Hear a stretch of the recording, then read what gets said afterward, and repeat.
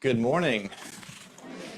I'm Ryan Curry. I serve as the canon for Common Mission on the staff of our Bishop Ruth, who sends you her greetings and blessings this morning. It's a pleasure for me to be back in Florence. It's been a while, and it's great to see the folks of St. Catherine's once again. Thank you. I never have been very good at goodbyes. When I was a child, we'd go every Christmas up to my grandparents in Montgomery, Alabama. For a week or two, my brother and I had no end of company, my loving grandparents and aunts and uncles, of course, but more than that, about 18 cousins, all under one big roof, sat around, one big table for the adults and one big table for the kids. Y'all remember when you had to look in the newspaper to find out what time the movies were playing? Between Christmas and New Year's, at least once, our whole gang, all 30-something of us, would pile into cars and go together to the Windsong cinemas, taking a break from leftover turkey by gorging ourselves on popcorn and candy.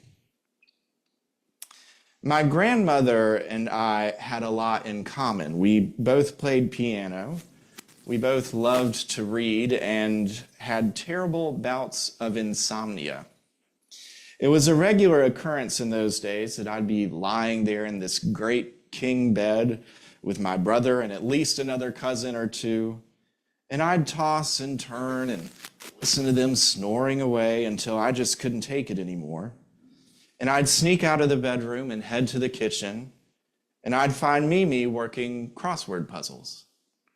It would be 4 a.m, and there we were, working crossword puzzles, eating Christmas cookies, and laughing, just the two of us. And then the day would come when we'd pack our bags, put everything in the car, and after the lengthy exchanges of hugs and miss yous and see you next time, rushing back in for forgotten items, we'd back out of the driveway in our car. And my grandmother would be standing and waving as she watched us go. And I'd look at her from the car window and see how the bracelet on her soft white arms would glisten in the January light. And I'd cry because no one in my house but me had insomnia. And at 4 a.m, our kitchen table was always empty. I haven't gotten much better at goodbyes as I've gotten older. When my dad came to pick me up at the end of my freshman year at Sewanee, where my mind and my heart had been open to so many possibilities of friendship and learning and freedom, we were driving away from campus, and my voice shook when I tried to answer his simple question, well, how was it? Once I went to this fabulous party at the house of some old family friends. These were people who really had been my surrogate parents, and their house had been my second home, to be honest. They'd seen me into adulthood. I was there all the time with their children, and their house was beautiful. It was really sacred space for me that I loved dearly, and they were moving. They were leaving that house, and this was their last big party. The oaks in the front lawn were festooned with lights. There had been a band and bourbon and a country ham and beaten biscuit. I stayed late, as did plenty of other friends, and then all of a sudden, the music died out, and I was walking back home alone.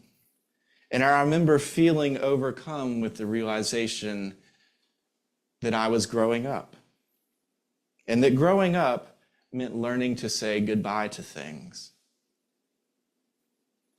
I'm still not very good at it, but I sort of wonder if anyone really is. There's a pretty fundamental, widespread concept that imagines the spiritual life as a solitary journey of renouncing some of the world's more mundane pleasures. Picture the nun in her cell. There's a lot that she's said goodbye to. Now, that may be sort of the extreme end of the spectrum, but there are plenty of other examples. The spirituality of athletes. I picture an open water swimmer training her mind as well as her body.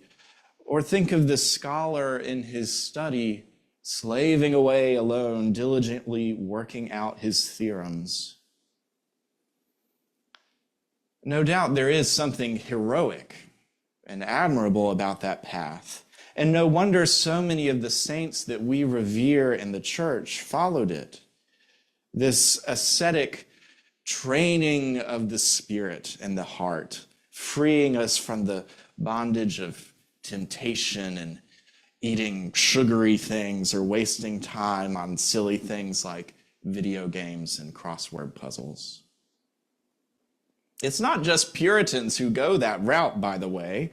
The social media and YouTube feeds of almost everyone I know has got more than their fair share of self-improvement and optimization influencers, all competing to convince us how we should change our meal prep routines, how we should change our dating and parenting styles, our methods of housekeeping. Trends come and go, of course, but this sort of ethics of minimalism, stoicism, and self-reliance are just at home in 2026 as in ancient Rome or the American frontier. Now, truthfully, there is something to be learned from this concept.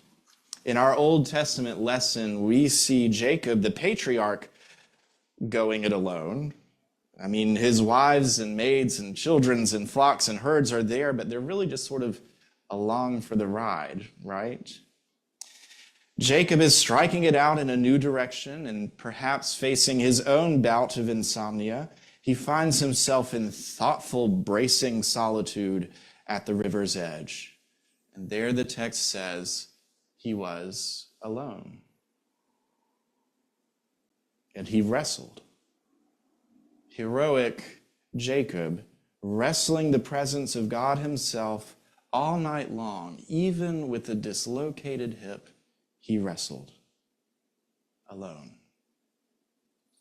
A powerful icon, if you will, of the spiritual life, a dark night of the soul, a wrestling match with our Creator. I've had some of those. I'm guessing that you have too. And I would be lying if I said those wrestling matches didn't help me grow up spiritually. And I've said 1,000 times that if the Episcopalians of the Diocese of South Carolina hadn't had their own wrestling matches, some of you will remember those, if we hadn't had our own courageous, heroic, sometimes solitary struggles, we wouldn't be nearly as strong as we are today. And yet, there are words of Jesus that will not leave my mind this morning, words that challenge this concept of saying goodbye to comfort so that we can take up our respective crosses and spend sleepless nights wrestling the angels. Jesus, Matthew tells us, was looking for some solitude, and instead, he's followed by his disciples and this crowd. He teaches, he heals their sick. Everyone seems to be having a good time, huddled in little groups, friends, cousins, grandmothers and grandchildren, everybody all together in a big mess of people at the water's edge. No one in any particular hurry to go, even when the hour had grown late and maybe a few tummies had started to rumble. There they were. There was that crowd, contented, it seems, to stay as long as they could. It's the disciples who start to watch the clock. Like a bartender getting close to last call. The shift is almost over, they seem to be thinking. All these people will finally go home. It's as if they're ready to go through the crowds and start ushering them away to the words of that song they always play at the end of the night. You don't have to go home, but you can't stay here. But Jesus stops them. Well, what are they going to eat, they ask. These people need to move on. It's time to say goodbye. Party's over. But Jesus stops them with those words that won't leave my mind. They need not go away. They need not go away. In a life filled with goodbyes, with solitary grown-up walks away from the party, with sleepless nights and wrestling matches, Jesus looks out on all of us and says, they need not go away. An old preacher I know often says to me, Curry, we're all just here to walk each other home.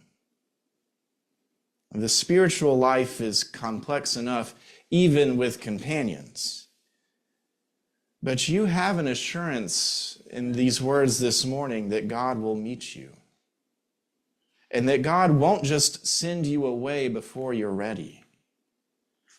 And when you do decide that it's time to move on from that encounter, whether you walk away limping or you walk away fed, God and you don't have to say goodbye.